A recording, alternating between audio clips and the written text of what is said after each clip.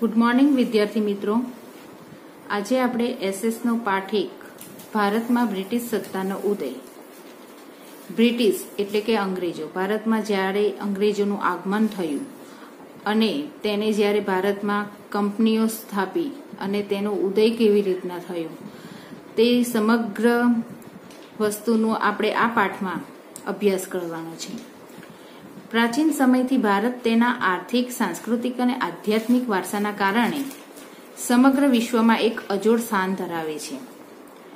પ્રાચીન કાળથી એટલે કે ભારતની આર્થિક સ્થિતિ, આર્થિક એટલે ધંધાકીય રીતે, નાણાકીય રીતે ભારત આગળ પડતું હતું.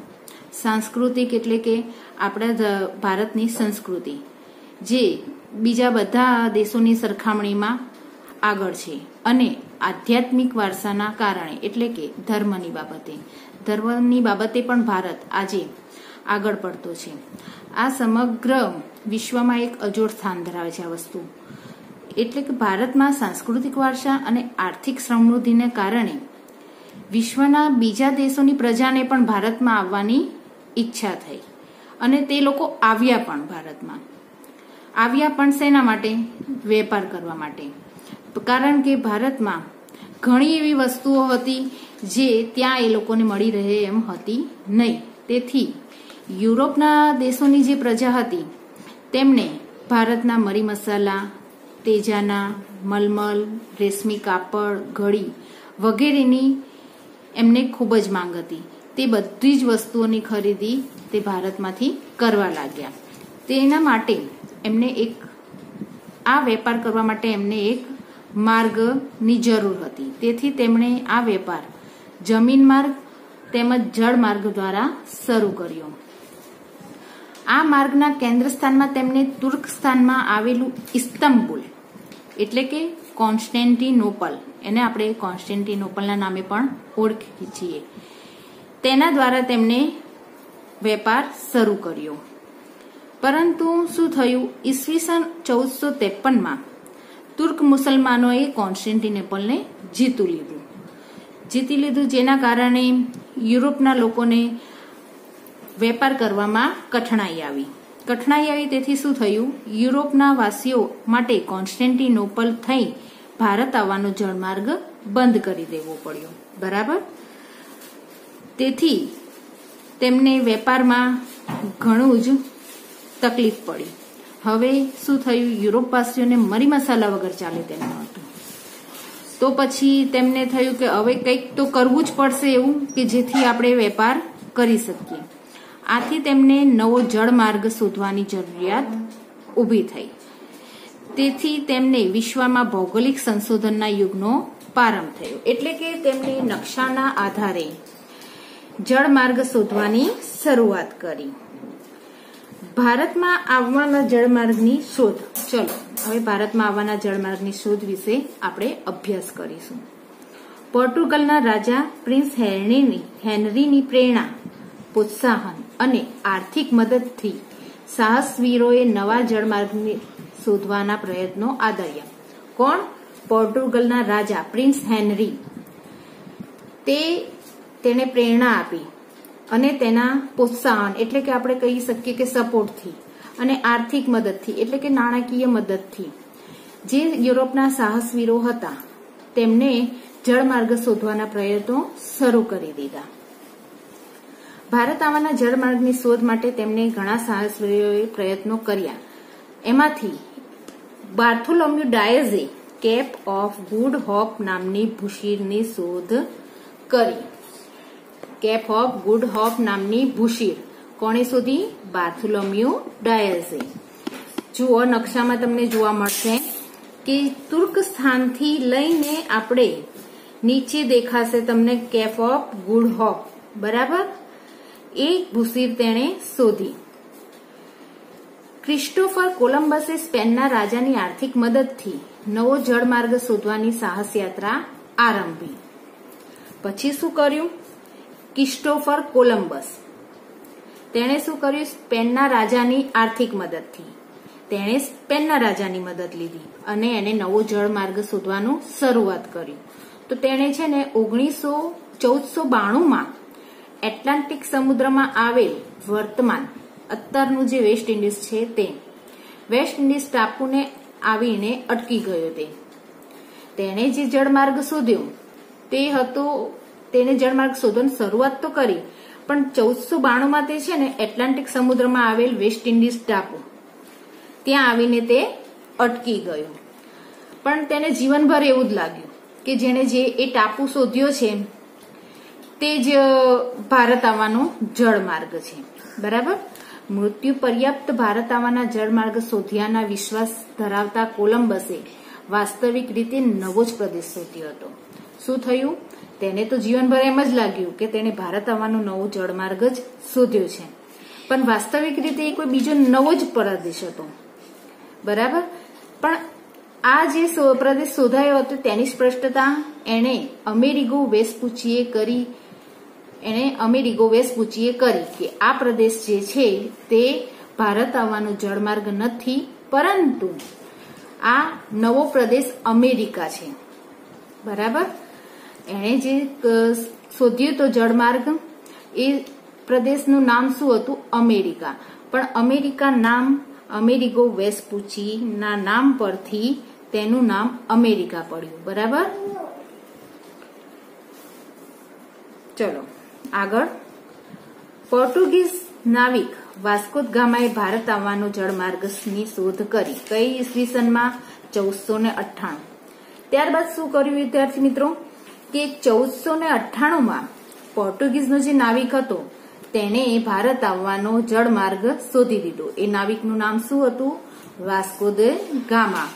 આ તમારે ટૂંકા પ્રશ્નમાં 1-2 વાક્યના પ્રશ્નમાં પૂછી શકાય છે. ઈસવીસન તમારે ખાસ ધ્યાન રાખવાની અને યાદ રાખવાની છે. ભારતીય ખલાસીની મદદથી તે ભારતના પશ્ચિમ કિનારે આવે કાલિકટ બંદરે પહોંચ્યો.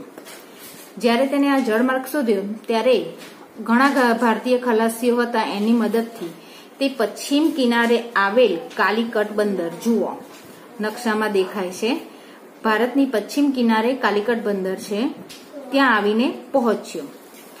પછી તેણે ત્યાંના રાજા સામુદ્રિકે એટલે કે જામોરીને, તેનું નામ જામોરી, તેને આવકાર આપી રાજ્યમાં વેપાર કરવાની છૂટ આપી.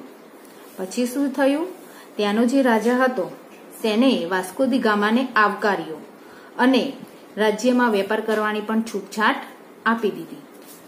આમ વિશ્વમાં આ ઘટના એક મહત્વપૂર્ણ ગણાય છે. શું કહેવાય છે? વિશ્વમાં એક મહત્વપૂર્ણ ઘટના હતી, કારણ કે યુરોપના દેશોને ભારત આવવાનો નવો જળમાર્ગ મળી ગયો હતો. તેના કારણે જ યુરોપવાસીઓ માટે ભારત આવવાના દ્વાર ખુલી ગયા.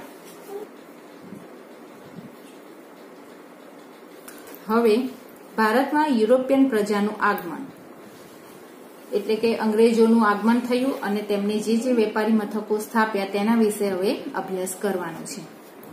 ભારત આવવાના જળમાર્ગની શોધ થયા બાદ ભારતમાં વેપાર કરવા સૌપ્રથમ પોર્ટુગીઝ એટલે કે ફિરંગી પ્રજા આવી. કોણ આવ્યું? સૌપ્રથમ પોર્ટુગીઝો આવ્યા.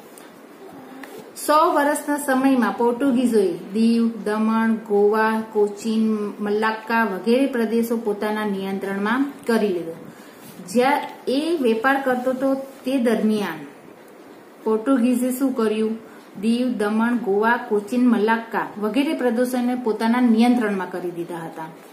પોર્ટુગીઝોને વેપારમાં મળેલી સફળતાથી પ્રેરાઈને હોલેન્ડના ડચ લોકો પણ આવ્યા. ડેનમાર્કના ડેનિશની પ્રજા પણ ભારતમાં વેપાર કરવા આવી. કોણ આવ્યું? પોર્ટુગીઝોથી પ્રેરાઈને હોલેન્ડના ડચ એટલે કે વલંદાઓ અને ડેનમાર્કની ડેનિશ પ્રજા પણ ભારતમાં વેપાર કરવા આવી પહોંચી. ઇંગ્લેન્ડના વેપારીઓએ ભારત સાથે વેપાર કરવા ઈસ્ટ ઇન્ડિયા કંપનીની સ્થાપના કરી. આ સમગ્ર ઘટનાથી પ્રેરાઈને પછી શું થયું? ઇંગ્લેન્ડના વેપારીઓ જે હતા તેમણે વેપાર કરવા માટે એક કંપનીની સ્થાપના કરી. એ કંપનીનું નામ શું આપ્યું? East India company. ઈસવીસન 1600 ઇંગ્લેન્ડના વેપારીઓએ ભારત સાથે વેપાર કરવા ઈસ્ટ ઇન્ડિયા કંપનીની સ્થાપના કરી. હવે શું કર્યું ઇંગ્લેન્ડના લોકોએ? ભારત સાથે વેપાર કરવા એક એવી કંપનીની સ્થાપના કરી કે જેનું નામ આપ્યું એમને ઈસ્ટ ઇન્ડિયા કંપની. આ કંપનીની સ્થાપના ઈસવીસન 1600માં ઇંગ્લેન્ડના રાણી એલિઝાબેથે કરી. ઇંગ્લેન્ડના રાણી એલિઝાબેથે ઈસ્ટ ઇન્ડિયા કંપનીને પૂર્વના દેશો સાથે વેપાર કરવાનો પરવાનો આપતા 1608માં કંપનીનું પ્રથમ વહાણ કપ્તાન વિલિયમ હોકિન્સની આગેવાની હેઠળ સુરત આવી પહોંચ્યું. શું કર્યું રાણી એલિઝાબેથે? એણે બીજા પૂર્વના દેશોને વેપાર કરવાની છૂટછાટ આપી દીધી, જેથી 1608માં કંપનીનું પ્રથમ વહાણ ક્યાં આવી પહોંચ્યું? સુરત બંદરે. સુરતે આવી પહોંચ્યું, પણ કોની આગેવાની હેઠળ? વિલિયમ્સ હોકિન્સને. પરંતુ તેમને ફિરંગીઓના વર્ચસ્વ અને વિરોધના કારણે વેપાર કરવાની પરવાનગી મળી શકી નહીં. પરંતુ શું થયું? ત્યારે ફિરંગીઓનું વર્ચસ્વ હતું આપણા ઇન્ડિયા પર, અને તેમના વિરોધના કારણે એ લોકોને વેપાર કરવાની છૂટ મળી નહીં. આખરે ઈસ્ટ ઇન્ડિયા કંપનીને મુગલ બાદશાહ જહાંગીર તરફથી વેપાર કરવાનો પરવાનગી મળતા સુરતમાં બ્રિટિશ ઈસ્ટ ઇન્ડિયા કંપનીની પ્રથમ કોઠીની સ્થાપના કરી. બરાબર. પછી શું થયું? મુગલ બાદશાહ જહાંગીર તરફથી આ વેપાર કરવાનો પરવાનો મળતા ત્યારે મુગલ બાદશાહ જહાંગીરનું શાસન ચાલતું હતું ભારત પર. બરાબર. જહાંગીર એટલે અકબરનો પુત્ર. જહાંગીરના પરવાનાથી શું કર્યું બ્રિટિશોએ? સુરતમાં ઈસ્ટ ઇન્ડિયા કંપનીની પ્રથમ કોઠી એટલે આપણે કહી શકીએ અત્યારની ભાષામાં ઓફિસ અથવા તો વેપારી મથકની સ્થાપના કઈ સાલમાં? 1613માં કરી. એટલે આ સવાલ તમને પૂછાઈ શકે છે, ઈસ્ટ ઇન્ડિયા કંપનીની સ્થાપના ક્યારે અને કઈ સાલમાં થઈ? પ્રથમ કોઠી ક્યાં સ્થપાઈ? તો સુરતમાં સૌપ્રથમ ઈસ્ટ ઇન્ડિયા કંપનીની પ્રથમ કોઠી સ્થપાઈ ઈસવીસન 1613માં. બરાબર. યાદ રાખજો ઈસવીસન બરાબર. શરૂઆતના વર્ષોમાં કંપનીએ સુરત, ભરૂચ, અમદાવાદમાં વેપારી મથકો સ્થાપ્યા. શરૂઆતમાં સુરત, પછી તેણે બીજા શહેરોને પણ આવરી લીધા, જેમ કે ભરૂચ છે, અમદાવાદ છે. આ બધા જ મથકોમાં તેની સ્થાપના કરી. પરંતુ આ પ્રદેશોમાં મરાઠા સત્તાનું પ્રભુત્વ વધતા કંપનીને જોખમ દેખાયું. શું થયું? આ પ્રદેશોમાં મરાઠી સત્તા, એ વખતના રાજાઓમાં મરાઠા પણ કેટલાક હતા, તેમની સત્તાનું પ્રભુત્વ વધારે હતું. તેથી કંપનીને જોખમ દેખાયું. તેથી તેઓએ દક્ષિણ અને પૂર્વ દિશામાં આગળ વધ્યા, જ્યાં તેમણે મછલીપટ્ટમ એટલે કે અત્યારનો આંધ્રપ્રદેશ, સેન્ટ જ્યોર્જ ક્યાં આવેલું છે? ચેન્નઈમાં, અને ફોર્ટ વિલિયમ્સ એટલે કે કોલકાતામાં કોઠીઓ સ્થાપી. મુંબઈ ખાતે વડુ મથક સ્થપાયું. એનું વડુ મથક ક્યાં છે? મુંબઈમાં. કોનું? ઈસ્ટ ઇન્ડિયા કંપનીનું વડુ મથક મુંબઈ ખાતે સ્થપાયું 1687માં.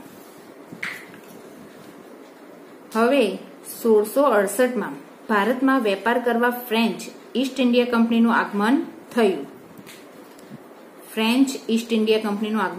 જેણે સમય જતા માહે, કરાઈકલ, પોંડિચેરી, ચંદ્રનગર, મછલીપટ્ટમ વગેરે પ્રદેશોમાં વેપારી મથકોની સ્થાપના કરી.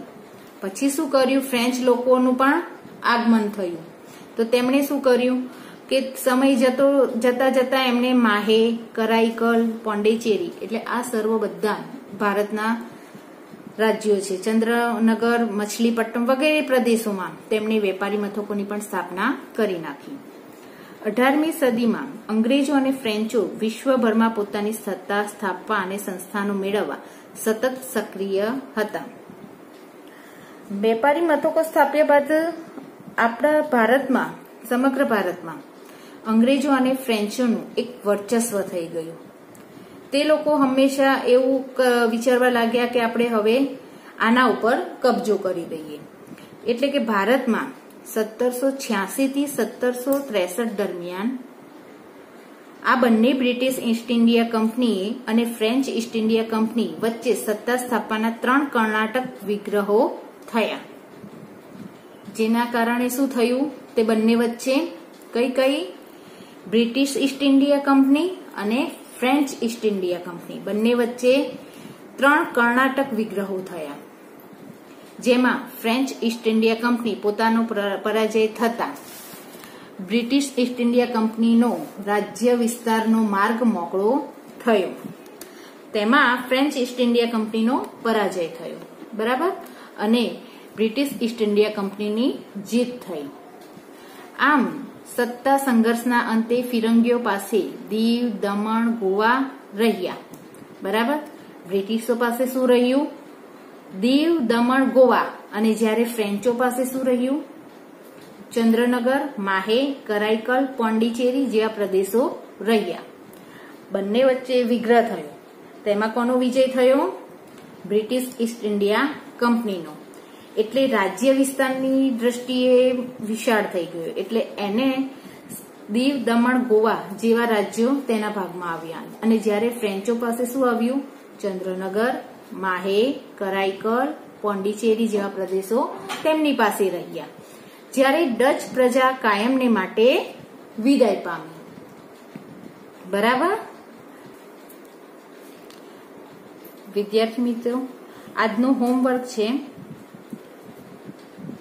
ભારતમાં આવવાના જળમાર્ગની શોધ વિશે સમજાવો, બરાબર. આપણે આજે અભ્યાસ કર્યો ભારતમાં આવવાના જળમાર્ગ વિશે, તેના વિશે સમજાવવાનું છે.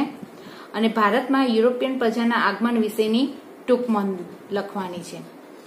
અને ત્યારબાદ ઈસ્ટ ઇન્ડિયા કંપનીની સ્થાપના સમજાવવાની છે. ફરીથી, ભારતમાં આવવાના જળમાર્ગની શોધ વિશે સમજાવો. અને બીજું, ભારતમાં યુરોપિયન પ્રજાના આગમન વિશેની ટૂંકમાં, અને ઈસ્ટ ઇન્ડિયા કંપનીની સ્થાપના સમજાવો. અને બીજું, આમાં જે સાલ અને જે ઘટના ક્રમ છે તે તમારે ચોક્કસ યાદ રાખવાનું છે. તમારે શરૂઆતથી જ તેની એક યાદી તૈયાર કરવાની છે, એનું એક લિસ્ટ બનાવી દો શરૂઆતથી જ, બરાબર. એટલે સમગ્ર ઘટનાઓ તમારે એના સાથે ઈસવીસન સાથે લખવાની રહેશે.